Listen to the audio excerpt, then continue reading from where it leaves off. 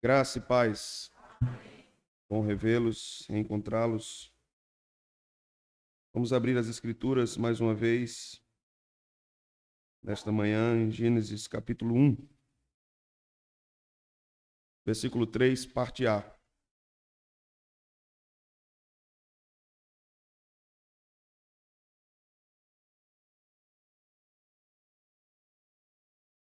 Eu vou estar usando a versão NAA, mas vamos ler apenas a primeira parte do versículo, a parte A.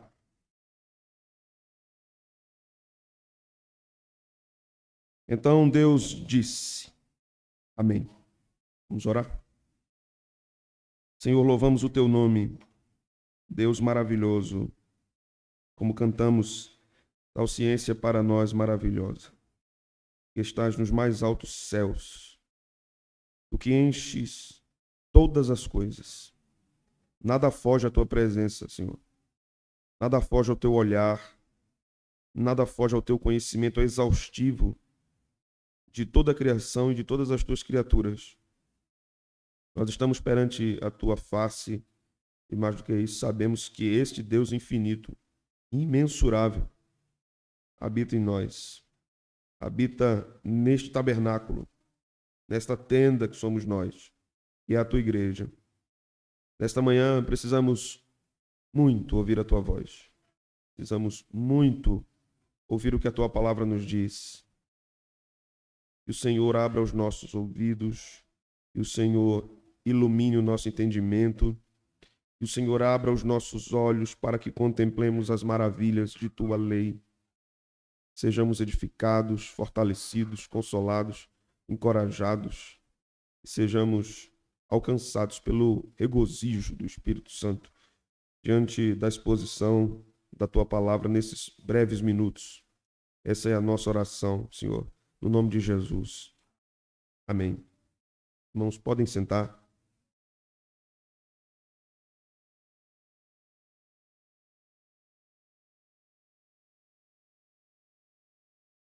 Chegamos ao capítulo, ou melhor, chegamos ao versículo 3 do capítulo 1. E há muitas coisas aqui nesse capítulo 1 que nós vamos trabalhar e observar à luz de toda a revelação de Deus. Essa primeira parte do versículo 3 nos fala de algo impressionante e poderoso.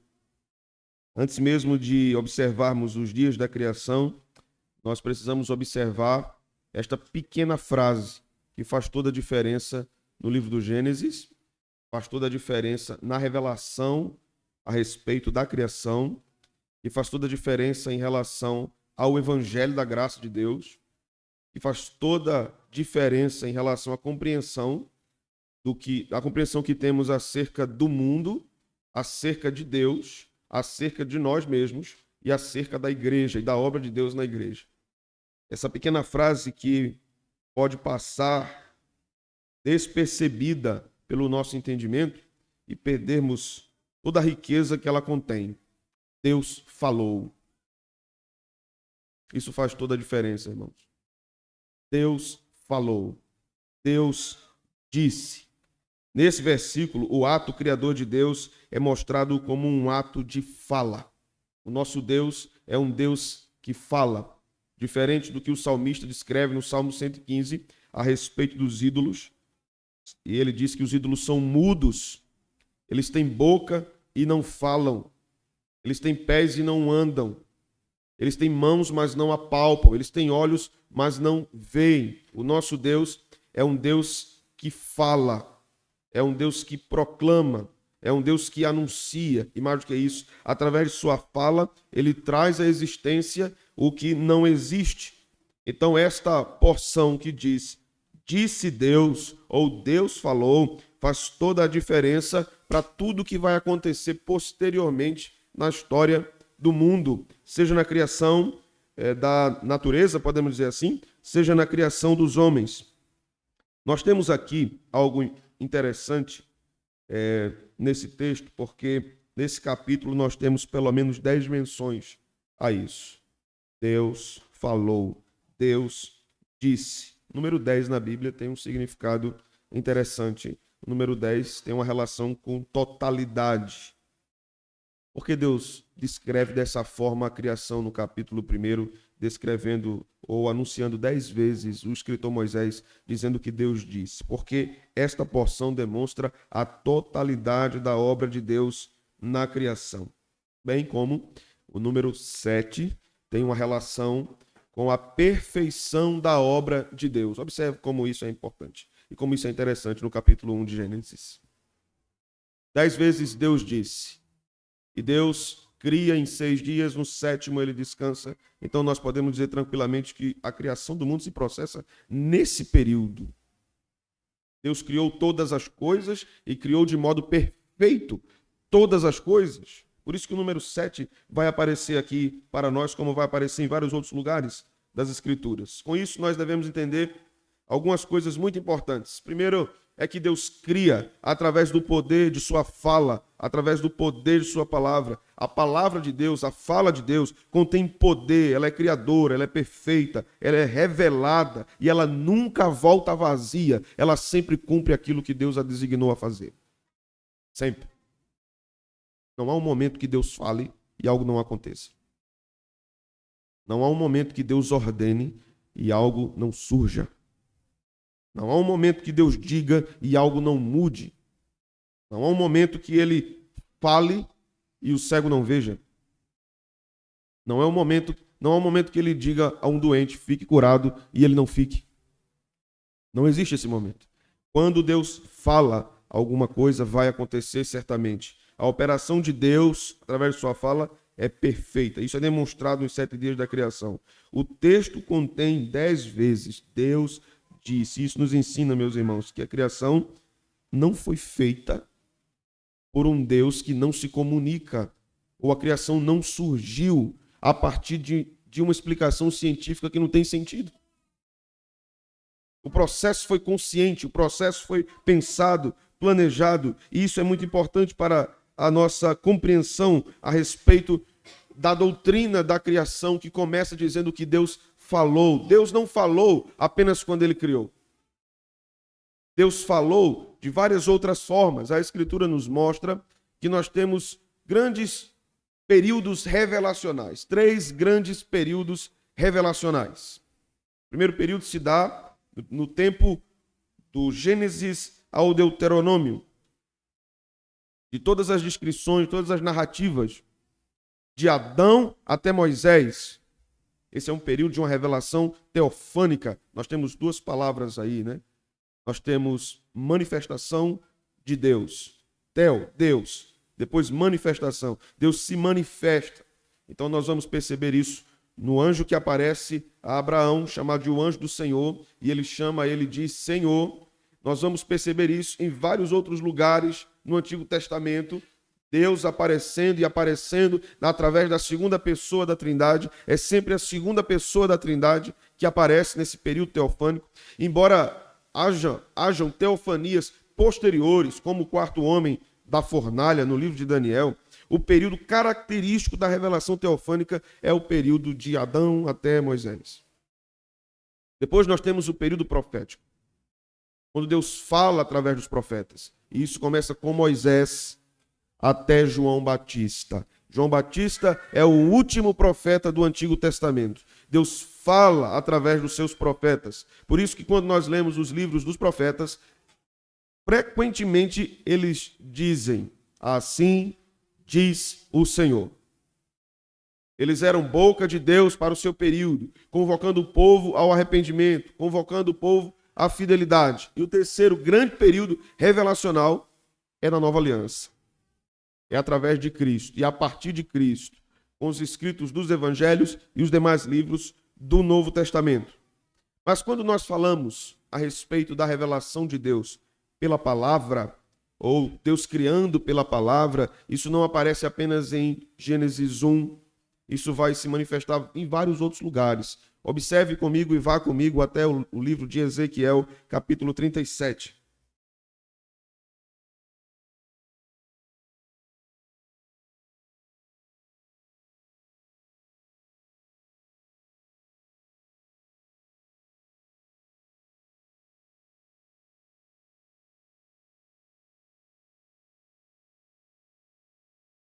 partir do verso 1, o texto vai nos dizer: veio sobre mim a mão do Senhor, e ele me levou pelo Espírito do Senhor, e me deixou no meio de um vale que estava cheio de ossos. Ele me fez andar ao redor deles, e eu pude ver que eram muitos numerosos na superfície do vale, e estavam sequíssimos. Então me perguntou: filho do homem, será que estes ossos podem reviver? Veja a pergunta que Deus faz a um profeta. Filho do homem, você acha que esses ossos podem voltar a ter vida? O que é que o profeta diz? Senhor, tu sabes. Então ele me disse: profetize para estes ossos e diga-lhes: ossos secos, ouçam a palavra do Senhor. Assim diz o Senhor Deus a estes ossos: eis que farei entrar em vocês o espírito e vocês viverão. Porei tendões sobre vocês, farei crescer carne sobre vocês e cobrirei de pele. Porei em vocês o espírito e vocês viverão. Então vocês saberão que eu sou o Senhor. Então profetizei como se me havia sido ordenado. Enquanto eu profetizava, houve um ruído, um barulho de ossos que batiam contra ossos e se ajuntavam, cada osso ao seu osso. Olhei e eis que apareceram tendões sobre os ossos. Cresceram as carnes, e eles se cobriram de pele, mas não havia neles o espírito. Então ele me disse: profetize ao espírito, profetize, filho do homem, e diga ao espírito: assim diz o Senhor Deus: venha dos quatro ventos, ó espírito, e sopre sobre estes mortos para que vivam. Profetizei como ele me havia ordenado, o Espírito entrou neles, eles viveram e se puseram em pé. Formavam um exército, um enorme exército. Então ele me disse: filho do homem, estes ossos são toda a casa de Israel. Eis que dizem: os nossos ossos estão secos, perdemos a nossa esperança, fomos exterminados. Portanto, profetize e diga-lhes: assim diz o Senhor Deus: eis que abrirei as sepulturas de vocês e os farei sair delas, ó povo meu, e os levarei de volta à terra de Israel. Vocês saberão que eu sou o Senhor, quando eu abrir as sepulturas de vocês e os fizer sair delas, ó povo meu. Porém em vocês o meu espírito, e vocês viverão. Eu os estabelecerei na sua própria terra, e vocês saberão que eu sou o Senhor. Eu falei e eu cumprirei, diz o Senhor. O Deus que criou o mundo em 6 dias é o Deus que, através de sua fala, ressuscita mortos. É o Deus que ressuscita mortos espirituais.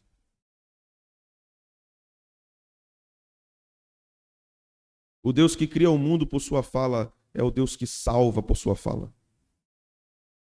O Deus que criou todas as coisas falando é o Deus que criou a igreja falando. A Escritura diz que a fé vem pelo ouvir e ouvir a pregação, a palavra de Cristo.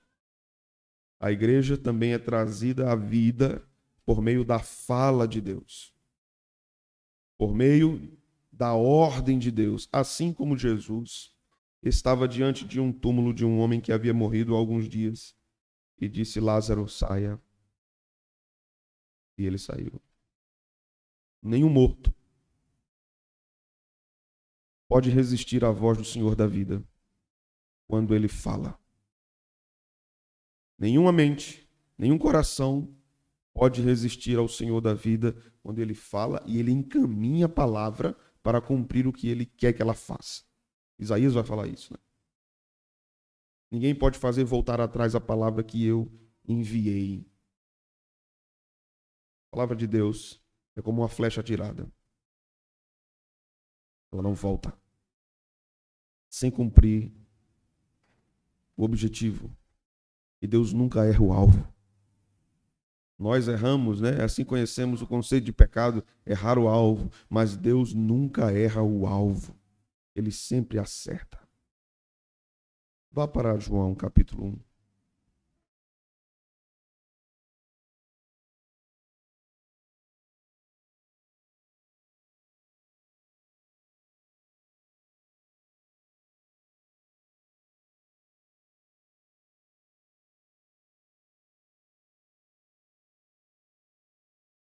Versículo 1, o texto vai nos dizer: no princípio era o Logos, a palavra. No princípio era a palavra, e a palavra estava com Deus, e a palavra era Deus. Ele estava no princípio com Deus, todas as coisas foram feitas por ele, e sem ele nada do que foi feito se fez. Nós vimos no último sermão que o Espírito pairava sobre a face das águas, preparando aquela massa sem forma para organizá-la, ordená-la.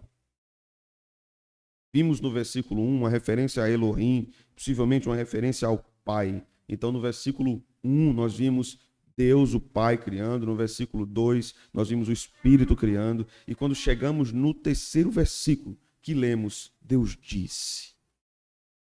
Deus falou. E através do que ele falou, as coisas vieram a existir. No capítulo 1 de João, nós observamos João dizendo acerca de Cristo: todas as coisas foram feitas por ele, e sem ele nada do que foi feito se fez. Aquela palavra dita, não o som meramente, mas a ação dinâmica da palavra, trazendo o mundo à existência, chama-se Jesus. Aquela palavra disse é uma referência a Jesus. Ele traz todas as coisas à existência. Ele traz o mundo à existência. Por isso nós cantamos: pois nele foram criadas todas as coisas nos céus e na terra, assim como Paulo escreveu em Colossenses 1. Porque é ele que faz as coisas surgirem. É Cristo que faz as coisas aparecerem. Observe que da mesma forma ele fez com o cego, da mesma forma ele fez com o morto, da mesma forma ele fez com o paralítico, da mesma forma ele fez comigo, da mesma forma ele fez com você. Um dia ele disse: haja luz nas nossas trevas. E a luz brilhou. E a luz brilhou. É por sua palavra, meus irmãos, que Deus faz todas as coisas. É por sua palavra que ele ordena o universo. É por sua palavra que conhecemos quem é o nosso Deus. Nossa mentalidade é pecaminosa, ela é caída. Sem a fala de Deus, nós não sabemos quem ele é. A revelação de Deus na natureza é perfeita e ela é eficaz. O problema não é a revelação de Deus na natureza. O problema é a nossa compreensão caída, porque não vamos chegar à conclusão, sem a revelação de Deus falada por Deus, que é esse Deus que criou a natureza é o Deus que está registrado na Bíblia. Então, somente através de Jesus, que é a palavra viva de Deus, nós chegamos à compreensão de quem é de fato aquele que criou todas as coisas. Olhar para o mundo apenas, saber que há um grande Deus que criou absolutamente tudo, uma inteligência enorme, imensa, imensurável, que fez todas as coisas. Reconhecemos isso, é possível, Senhor, o Evangelho, mas nós não conseguimos saber quem é esse Deus que fez todas as coisas, somente se ele falar. Somente se ele revelar a si mesmo.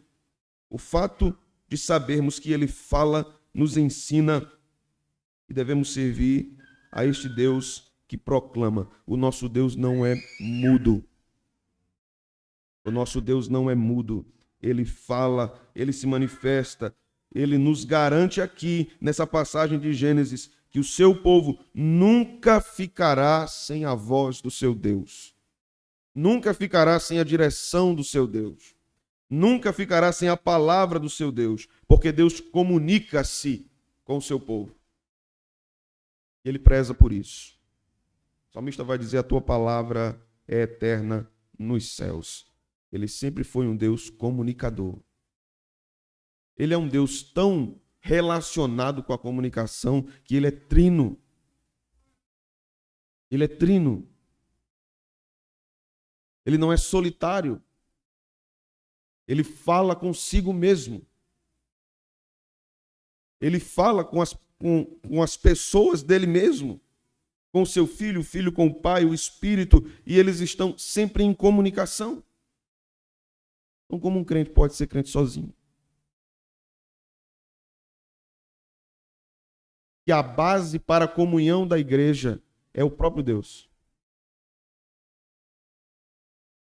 Porque Deus não é solitário, ele é trino, 3 pessoas que são um único Deus. E como um crente pode caminhar sozinho, querendo fazer isso sozinho, Se nem Deus caminha sozinho, como nós podemos acreditar e podemos caminhar sem precisarmos de absolutamente ninguém, de ninguém? Se Deus nos ensina que a forma correta de vivermos é vivermos em comunidade, porque Deus é comunidade. Entende isso? Deus é comunidade. Deus é trino. E Ele deseja que o seu povo viva em comunidade. Deus é comunicador. E Ele deseja que o seu povo receba essa comunicação e transmita essa comunicação. O fato de Deus falar, o fato do texto dizer Deus disse, também nos ensina que nós devemos continuar dizendo aos homens, Deus disse. Nos ensina que quando os homens olham para nós, olham para os cristãos, eles devem observar que Deus disse. Porque Deus continua falando através da palavra, através da pregação e através da vida da igreja. Será que as pessoas podem olhar para você e dizer, Deus falou? Paulo vai dizer que a igreja é uma carta aberta. Deus fala por meio de nossas vidas também. Vá comigo para João 17.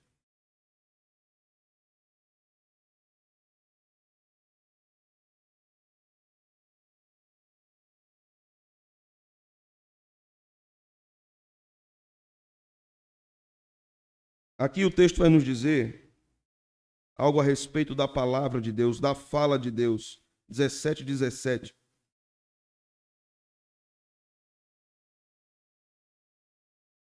Vamos ler juntos o que o texto diz. Santifica-os, a tua palavra é a verdade. Esta é a forma que Deus santifica o seu povo.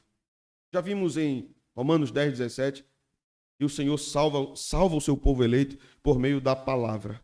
E aqui nós observamos que Deus santifica o seu povo eleito por meio da palavra. Né? A palavra está relacionada a toda a vida da igreja. Ele nos salva por ela, Ele nos santifica por ela. Ele mantém a igreja por ela. Esse é um Deus que fala conosco por meio da palavra. Então, o que será de uma igreja que não deseja a palavra? O que será de uma igreja que se aborrece da palavra? O que será de uma igreja que não lê a palavra? O que será de uma família que a palavra de Deus não é objeto de conversações intencionais? O que será de um casamento se a palavra de Deus não é o objeto que guia, o fator que guia a relação do casal? O que será da relação de pais com filhos se a palavra de Deus não está presente nessas conversações? O que será de nós o que seria de nós se Deus tirasse de nós a sua palavra? Se Deus dissesse, vocês não vão ouvir mais minha voz. Eu vou arrancar toda a compreensão espiritual do entendimento dos pregadores. Vocês vão ler e não vão entender. O que seria de nós, irmãos? Nós nos perturbamos às vezes porque queremos uma espécie de voz divina nos guiando. Queremos ouvir uma voz dizendo assim, vá pela direita, vá pela esquerda, vá pelo centro, volte, dê marcha ré. Queremos essa espécie de voz que parece um gênio de um lado e um demônio do outro. Um anjo de um lado e um demônio do outro, nos dizendo o que fazer e um conflito dentro da nossa cabeça. Enquanto Deus nos disse o seguinte, a minha palavra é a verdade e eu falo através da minha palavra apenas. Isso é o que vocês precisam, a minha palavra apenas. Nós não precisamos que Deus fique nos dizendo o que vai acontecer amanhã. Nós precisamos da palavra dele. Nós não precisamos de adivinhação. Não precisamos de alguém nos dizendo, Deus me disse que daqui a 10 anos você vai sentar na mesa dos príncipes. Deus me livre, né? Deus me livre. Deus me livre. Nós não precisamos desse tipo de promessa. Nós precisamos da palavra de Deus. O que é que ela nos diz? O que é que ela gera em nós? O que é que nós podemos aprender com isso, irmãos? Que é a palavra de Deus que vai transformando o nosso interior. Você entende isso? Que a palavra de Deus é necessária para a saúde da sua vida, que ela é a coisa mais importante para você. Certa vez John Piper disse: arranque minhas pernas, mas não tire de mim a minha Bíblia. Se alguém dissesse a você isso, certo missionário fez uma tradução da Bíblia durante muitos anos aprisionado. E ele fazia as anotações, as traduções, colocava debaixo do travesseiro da sua cela. E até que um dia chegaram os guardas, colocaram um capuz em sua cabeça, o arrancaram da prisão no meio da noite. E aquela prisão pegou fogo. Ele foi levado para outro lugar. Quando o capuz foi tirado, ele estava em outro recinto e ficou profundamente triste pelo trabalho de anos de uma tradução feita numa prisão.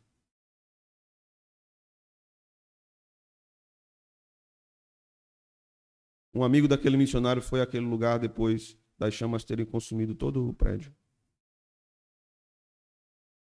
E começou a andar no meio das ruínas. E encontrou um travesseiro que não se queimou. E quando ele pegou o travesseiro, sentiu que era um travesseiro muito pesado para ser um travesseiro. E a tradução estava lá intacta. E ele guardou aquilo. Depois de algum tempo, quando o missionário foi solto, que contou a história, esse trabalho de anos, de muita dedicação em traduzir as escrituras para essa tribo. Eu vou ter que começar tudo de novo. Aquele amigo abriu o armário, tirou os papéis e disse: a palavra de Deus permanece, meu irmão. E é ele que preserva a sua palavra. Está aqui a tradução que você fez. Porque nós podemos ter convicção de que esta palavra é a palavra de Deus? Porque o Deus que inspira é o Deus que preserva. Se nós acreditamos que o texto é inspirado, ele também é preservado. E não tem sentido Deus inspirar e Deus não preservar. Porque ele dá o texto e não preserva o texto. Mas mais do que isso, mais do que a preservação de uma tradução, irmãos, que a palavra de Deus seja preservada nos nossos corações. Por último, por fim, vá comigo para Hebreus 11, versículo 3.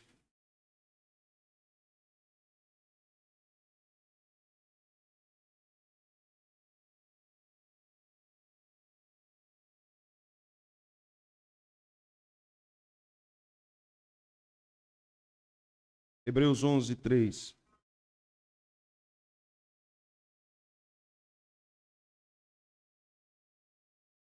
Pela fé, entendemos que o universo formado pela palavra de Deus, de maneira que o visível veio a existir das coisas que não aparecem. Observe, pela fé entendemos que foi o universo formado pela palavra de Deus, de maneira que o visível veio a existir das coisas que não aparecem. Deus é invisível. As coisas visíveis vieram de um Deus invisível. Em primeiro lugar, nós entendemos pela primeira expressão do versículo, pela fé. Essa expressão é muito importante. É muito importante para lidarmos com a doutrina da criação, é muito importante para lidarmos com as escrituras, com a preservação das escrituras pela fé, entendemos. Porque quando nós observamos as escrituras e observamos tudo o que elas dizem a respeito de Deus, tudo que Deus fez, nós podemos ter dois pressupostos. O que é um pressuposto? É uma crença anterior que não precisa ser justificada, que não precisa ser provada. Eu já falei isso várias vezes aqui para vocês. Temos dois tipos de pressupostos ao lidarmos com as escrituras. O pressuposto da fé e o pressuposto da dúvida. Se você for às escrituras com o pressuposto da dúvida, você não crê nas escrituras. Você duvida das escrituras. E eu sei lá se isso aqui é o que realmente foi falado lá. Aí você vai e pega uma série de manuscritos, 5.000, 6.000, 10.000 manuscritos. Está aqui os manuscritos antigos que mostram que o que a gente tem aqui foi o que foi falado lá. Aí ele vai dizer, e eu sei lá se isso não foi corrompido também. Mesmo se a gente dissesse assim, existe um manuscrito e é o autógrafo. O texto mesmo que o autor inspirado escreveu. Você está aqui, o autógrafo. Aquele que tem o pressuposto da dúvida vai dizer, e eu sei lá se foi ele mesmo. Então, se você vai com o pressuposto da dúvida, você sempre vai questionar. O crente vai às escrituras com o pressuposto da fé. Isso não quer dizer que não haja provas. Mas ele vai com o pressuposto da fé. Qual é o pressuposto da fé? Deus disse. Deus falou. Eu creio que ele falou. E eu creio que o que ele falou é verdade.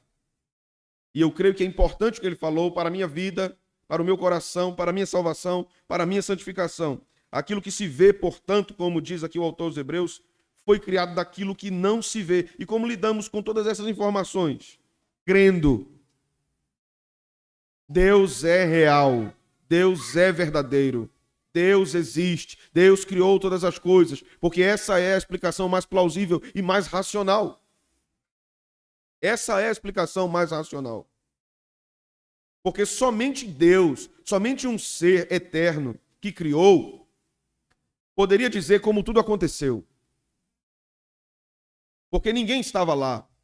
Pode-se dizer que foi um Big Bang, pode-se dizer que foi uma grande explosão, mas quem estava lá? Qual é o registro disso? Quem averiguou um Big Bang?